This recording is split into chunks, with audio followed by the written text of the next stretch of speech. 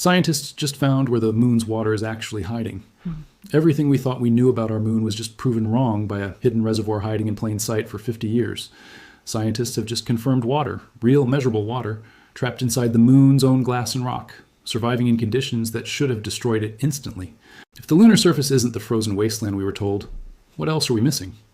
This is not a rumor, and it is not a hidden ocean. Over the last few years, 3 separate research teams using 3 completely different instruments have independently proven the moon is holding far more water than anyone believed possible. This video walks through exactly what each team found, where that water is actually hiding, and why the scientists who found it still can't agree on how it got there. Here's the twist. Most headlines get wrong. It isn't liquid, and that one detail is the whole story. Here's how 3 accidental discoveries, 50 years apart, added up to the biggest correction in lunar science this century. For decades, the moon was supposed to be the driest object anyone had ever put a hand on. Apollo astronauts kicked up dust that hadn't touched a drop of anything for 3 billion years, and geologists built entire careers on the word anhydrous. The first crack in that assumption was already sitting in a government storage container the whole time. In the early 1970s, Apollo astronauts brought home volcanic glass beads. Tiny orange and black spheres formed when lunar fire fountains sprayed molten rock into vacuum, and it froze mid-flight. For decades, those beads sat in sealed containers at the Johnson Space Center, studied for their chemistry, but never for what they might be hiding. In 2008, a reanalysis using ion microprobe technology, an instrument sensitive enough to detect a handful of water molecules per million atoms, found something that shouldn't have been there: hydrogen. Structurally bound inside volcanic glass that formed from the moon's own interior, not deposited afterward by comets or solar wind. That finding sat at the edge of credibility for years. One anomalous sample from one Apollo mission is a curiosity. It is not a pattern. Skeptics had a reasonable objection. Maybe the beads got contaminated sometime in the last 50 years, sitting in a container on Earth, in an atmosphere full of the exact molecule everyone was trying to rule out. Then Chang'e 5 changed the sample size. In December 2020, China's robotic lander returned the first fresh lunar soil collected in over 4 decades, straight from the surface to a sealed capsule to a lab. No 50-year gap for contamination to sneak in. Researchers found the same glass beads, the same bound hydrogen, and this time they could measure something new: how fast the water content builds. The estimate that came out of that analysis was staggering on its own. Up to 600 trillion pounds of water may be locked inside the top 40 feet of lunar surface material, planet-wide, trapped inside glass that's solar wind particles created by literally implanting hydrogen ions into exposed grains, one impact at a time, for billions of years. 600 trillion pounds sounds like an ocean. It is not an ocean. It is water bound at the molecular level inside solid glass, spread a few molecules thick across a surface layer the size of a continent, stacked 40 feet deep. You could not drink it, pour it, or watch it move, not without doing serious chemistry to the glass first. But it is real, it is measurable, and it rewired the assumption that the moon's water story began and ended with a few shadowed craters at the poles. The second crack came from an aircraft, not a spacecraft. NASA's Stratospheric Observatory for Infrared Astronomy, a modified 747 that carries a telescope above most of Earth's atmosphere, pointed its infrared instrument at Clavius Crater, a sunlit region near the moon's southern hemisphere, in the summer of 2020. It found molecular water, actual H2O, not the looser hydroxyl compound that had been detected before and could be explained away as a chemical cousin of water rather than the real thing. This was the finding that should have ended the anhydrous moon idea outright, and it is worth sitting with why it did not get more attention than it did. Clavius Crater sits in full sunlight. Temperatures there swing high enough that any exposed surface water should boil off into the vacuum within hours. And yet the signal was there, present and measurable, in concentrations roughly comparable to 1/12 of what the Sahara Desert holds in its driest sand. The Sahara, the driest place most people will ever stand, and it still has 100 times more water than sunlit lunar soil. That comparison is the whole story in one sentence. The moon is still overwhelmingly dry, and it is nowhere near as dry as everyone assumed. The mechanism proposed to explain water surviving in direct sunlight involves the water molecules getting trapped inside microscopic glass structures or shielded within grains, similar to what the Apollo and Chang'e 5 beads showed, just distributed more broadly and more thinly than anyone expected. It reframed the entire search. Water was not confined to a handful of permanently dark craters near the poles. It was a background condition of the whole surface, present almost everywhere, just too diffuse to notice with earlier instruments. The third and most recent piece landed this April in Nature Astronomy from a team led by planetary scientist Oded Aharonson at the Weizmann Institute, Working alongside researchers including Paul Hayne at the University of Colorado's Laboratory for Atmospheric and Space Physics. This is the study that mattered most for anyone planning to actually go get the water, because it did something the earlier discoveries couldn't. It built a map. Decades of surface temperature data from the Lunar Reconnaissance Orbiter's Diviner instrument fed the team's simulation, combined with models tracking how the moon's tilt relative to Earth has drifted over time. That tilt detail is the key to the whole study, and it is the part most coverage skipped past. The moon has not always pointed the way it does now. Its axis has wobbled over geological time, which means craters that sit in permanent shadow today were not always shadowed. Some regions currently thought of as prime ice hunting territory have only been cold traps for a fraction of lunar history. Others, colder and darker for far longer, had never been properly identified as targets at all. Running the simulation backward produced a ranked list. The coldest, darkest, longest shadowed craters on the moon, the ones that have been trapping whatever water molecules drift across their rims for the longest unbroken stretch of time. And when the team cross-checked that list against existing orbital ice data from the LAMP instrument, the pattern held. The oldest, darkest craters showed the strongest ice signatures. Water on the moon did not arrive in one dramatic event, a comet strike or a volcanic outburst that dumped it all at once. It accumulated the slow way, over 3 to 3.5 billion years, added in small increments from multiple sources. Solar wind implantation, micrometeorite impacts, ancient volcanic outgassing, the occasional comet or water-bearing asteroid, each contributing a little, none of it planned, all of it adding up. That is not a headline built for virality. It is better than that. It is a map. And a map is what turns a scientific curiosity into a mission plan. Now deal directly with the claim spreading in comment sections and clickbait headlines because it deserves a straight answer, not a dodge. The word liquid keeps attaching itself to this story, and the physics rules it out almost immediately. The moon has no meaningful atmosphere. Surface pressure sits somewhere around 1/trillionth of Earth's, so close to a true vacuum that the distinction barely matters for this purpose. Liquid water needs a minimum surrounding pressure to exist in that state at all. Drop below what's called the triple point, and water can only exist as solid ice or as vapor, with no liquid phase in between. Lunar surface pressure sits so far under that threshold that any liquid water exposed to it would do one of two things almost instantly. Freeze solid if it's cold, flash into vapor if it's warm, sometimes doing both in the same breath, boiling and freezing at once. There is no stable liquid state available anywhere near the lunar surface, full stop, regardless of temperature. That is why every credible finding, the Apollo glass beads, the Chang'e 5 samples, the SOFIA detection, the Aherenson cold trap map, describes water in one of exactly two forms, locked as solid ice in permanently shadowed craters where temperatures never climb, above roughly minus 230 degrees Fahrenheit, cold enough that ice simply does not sublimate it away on any meaningful timescale, or bound at the molecular level inside glass and mineral structures, chemically trapped, rather than sitting as free liquid or even free ice. So where did liquid come from? Almost certainly from lazy cross-contamination with an entirely different story, the genuine and well-documented search for liquid water oceans under the ice shells of Europa, Enceladus, and Titan, moons of Jupiter and Saturn that have real internal heat sources, tidal flexing from massive planets that keeps their interiors warm enough for liquid oceans to persist under miles of ice. Earth's moon has no comparable heat engine. It cooled long ago. Nothing down there is being kept warm enough to stay liquid, and no legitimate paper studying our moon has ever claimed otherwise. If you see a headline about a hidden lunar ocean, you are reading a story about the wrong moon, wearing the wrong headline. Get that distinction wrong, and you're not just misreporting a fact. You're building a mission around a myth. The correction is the difference between a discovery that could genuinely reshape space exploration and a headline that collapses the moment anyone tries to act on it.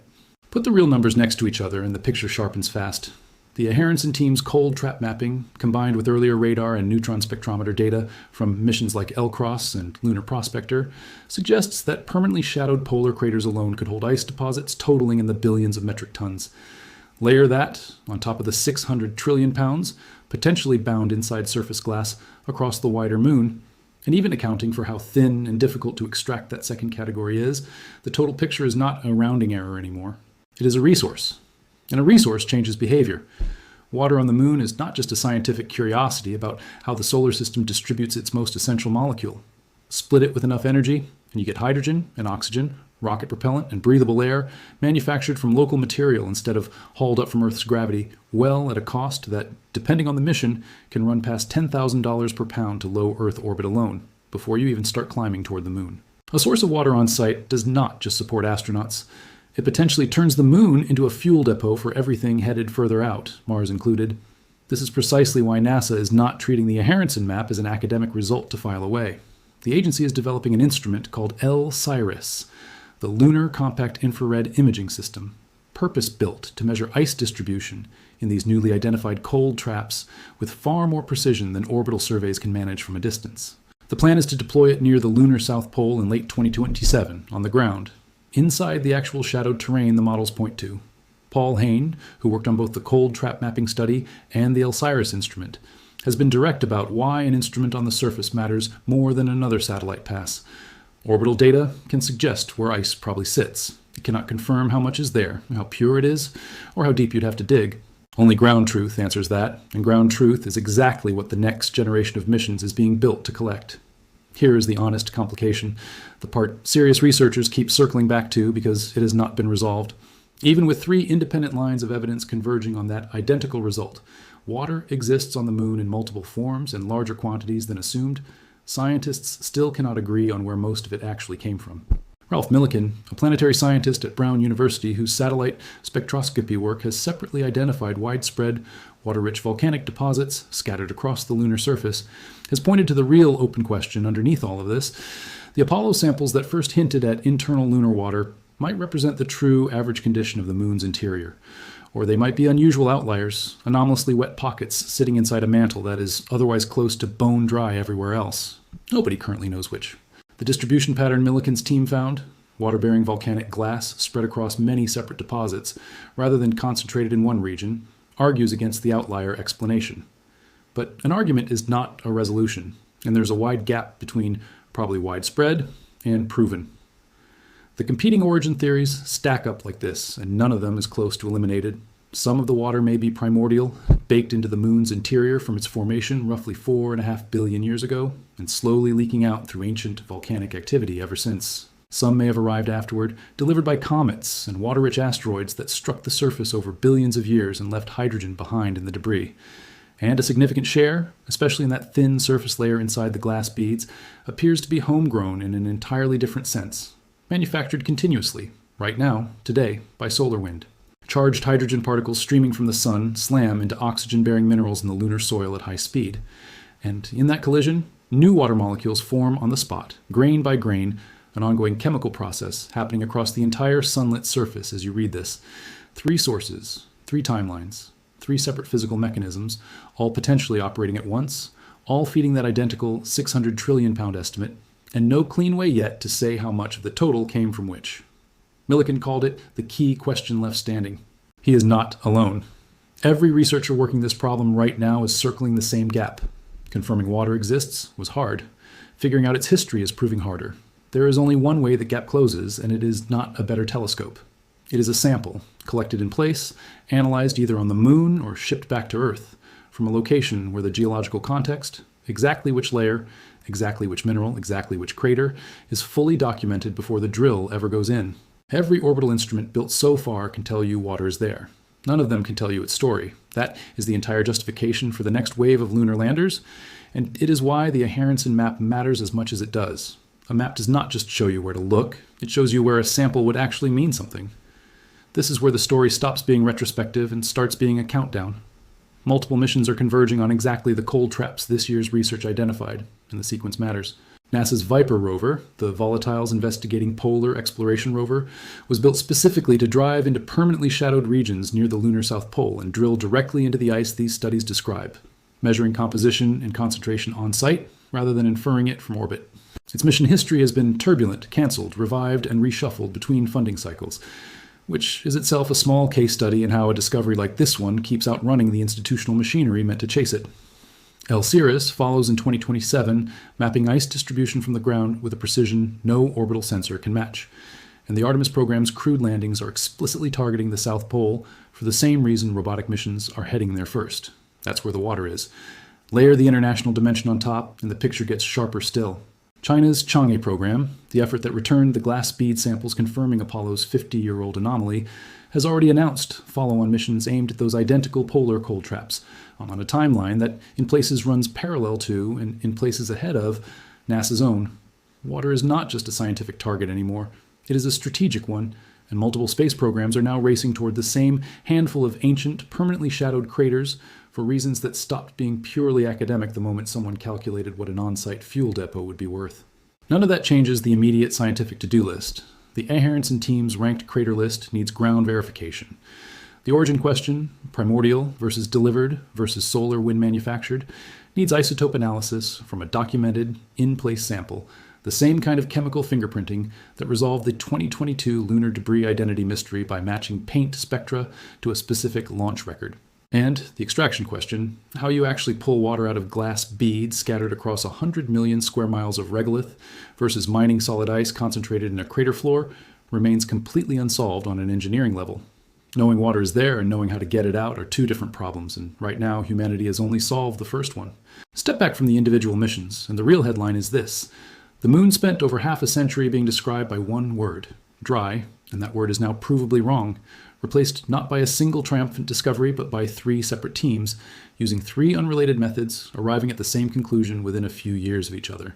That kind of convergence is rare in planetary science, and it is exactly the kind of evidence that turns a hypothesis into an accepted fact. What comes next will not be one dramatic announcement either. It will be incremental, the way real science almost always is. Viper's drill results, if the mission survives its funding turbulence.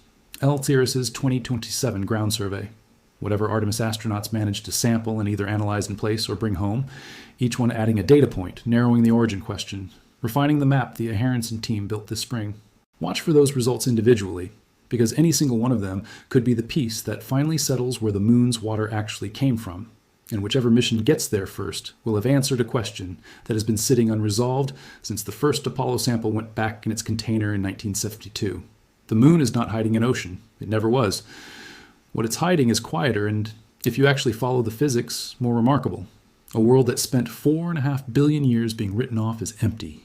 Slowly and invisibly building a water budget out of sunlight, solar wind, and old volcanic fire. One molecule at a time, waiting for an instrument sensitive enough to notice.